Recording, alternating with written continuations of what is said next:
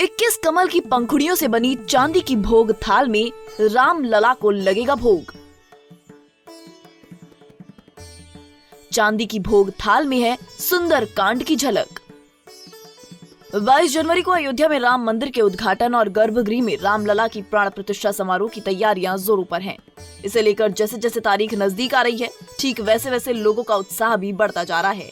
और ये खुशी आखिर हो भी क्यों ना, पूरे 500 सालों के लंबे इंतजार के बाद प्रभु श्री राम अपने जन्म स्थान लौटेंगे।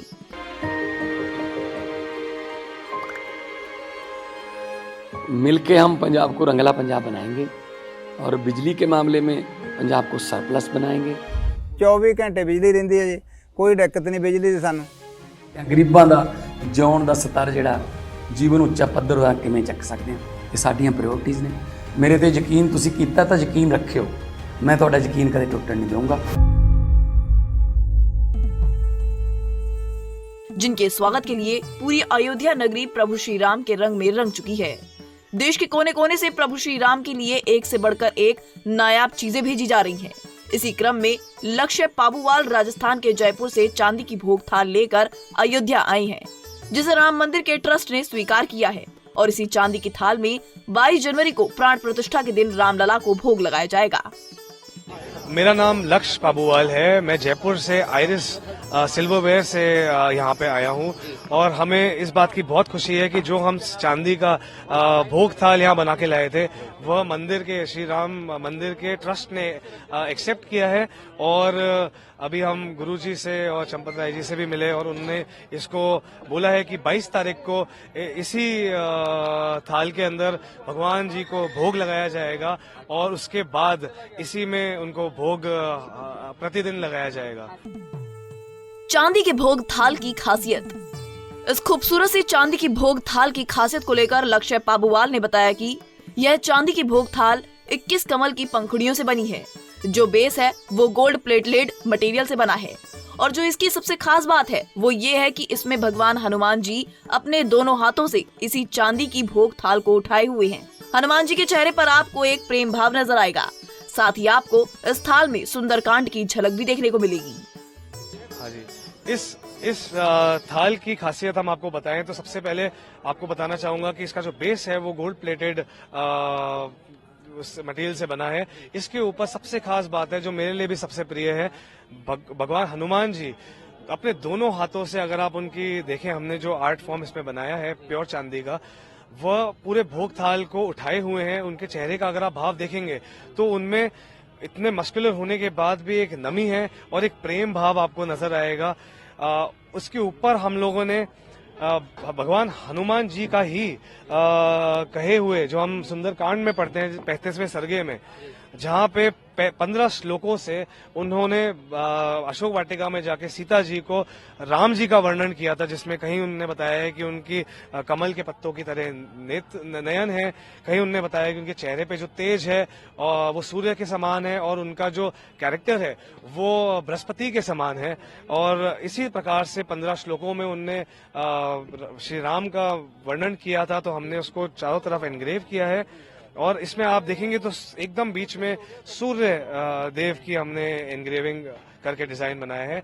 ये उनका वंश, जो सूर्यवंशी उनको कहते हैं, वह दर्शाता है। और दूसरा उससे भी ज्यादा इम्पोर्टेंट जो हमें समझ में आया है, भगवान राम जब लंका जाने ही वाले थे और उससे पहले सोच विचार में थे और थोड़े कहते हैं कि नर्वस थे जाने से पहले, तो अगस्त्य ऋषि ने आके आदित्य हृदयम जो हमने पढ़ा है वह उनको दिया और भगवान सूर्य का उनको यज्ञ कराया, पूजा कराई। उसके बाद भगवान राम में जो तेज और शक्ति और जो कॉन्फिडेंस था, जिस वजह से वो लंका जाके विजयी होकर वापस आए, तो ये हमने एकदम बीचों बीच इसमें रखा है। और 3 आपको आकृतियां और दिखेंगी, जिसमें एक गिलहरी का है, जिसमें भगवान ने प्रेम से गिलहरी के पीठ पे हाथ फेरा था, तो 3 लाइनें बन गई थी। ये सीता जी हैं, इनके पास में 10 तुलसी के पत्ते हैं जो भगवान विष्णु जी के 10 अवतारों को दर्शाता है। और ये 4 बोल्स हैं जिसमें भोग परोसा जाएगा भगवान को 22 तारीख को। ये हर बोल 21 कमल की पंखुड़ियों से बना है और 4 बोल्स हैं जो 84 टोटल पंखुड़ियां हो जाती हैं, जो ये बेसिकली टोटल सम अप करके देखें तो ये दर्शाने की कोशिश करी है कि अगर धर्म के मार्ग पे, भगवान राम के मार्ग पे, हिंदुत्व के मार्ग पे हम चलते हैं और एक अच्छा जीवन व्यतीत करना चाहते हैं तो धर्म के मार्ग पे चलने से केवल मनुष्य ही नहीं 84,000 योनियां जो है सभी सुखी होंगे और सभी को अपना मार्ग सही तरह मिलेगा। चांदी के कलश में भगवान राम के रथ के सामने 4 घोड़े की आकृति। वहीं चांदी के कलश को लेकर लक्ष्य पाबुवाल ने बताया कि कलश में भगवान राम के रथ के सामने 4 घोड़े की आकृति बनाई गई है। ये चारों ही घोड़े बहुत ही महत्वपूर्ण चीजें दर्शाती हैं: काम, कर्म, धर्म, अर्थ और मोक्ष। साथ ही कलश में ये चारों घोड़े 9 श्री राम से जुड़े चिन्हों को उठाए हुए हैं, जिसमें पंखी, कोदंड, धनुष, स्वास्तिक, ध्वज, श्री राम जी का तिलक, ओम, शंख और कलश के चिन्ह बने हुए हैं। हाँ जी, कलश जो है, कलश में आप देखेंगे नीचे 4 घोड़े हैं। जो आप 4 घोड़े सुनते हैं हम, भगवान राम के रथ के 4 घोड़े थे। यह 4 बहुत महत्वपूर्ण चीजें दर्शाते हैं: काम, कर्म, धर्म, अर्थ और मोक्ष।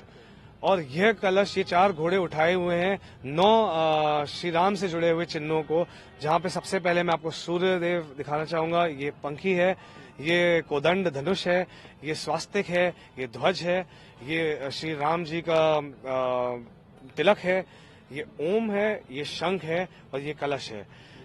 ये कलश भी एम्बॉसिंग से प्योर चांदी का ही बनाया गया है।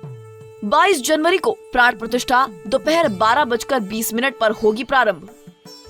आपको बता दें, श्री राम जन्मभूमि तीर्थ क्षेत्र के महासचिव चंपत राय ने ये जानकारी देते हुए बताया है कि 22 जनवरी को प्राण प्रतिष्ठा दोपहर 12:20 पर शुरू होगी और 1 बजे तक पूरी कर दी जाएगी।